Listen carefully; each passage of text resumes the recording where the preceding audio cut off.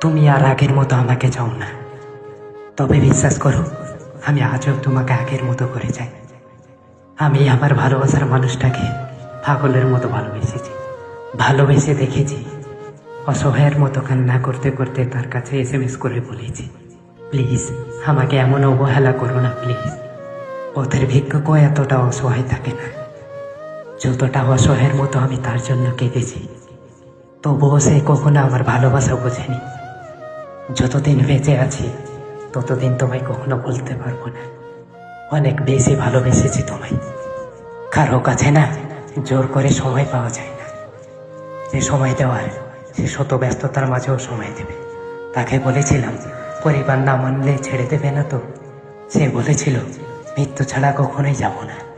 আর আজ সে অন্য কারোর। আর আমি তাকে প্রশ্ন করেছিলাম, কথা দিয়েছিলে যে পাশে থাকবে। সে উত্তরে বলল, অতীতের কথা মনে রাখতে নেই।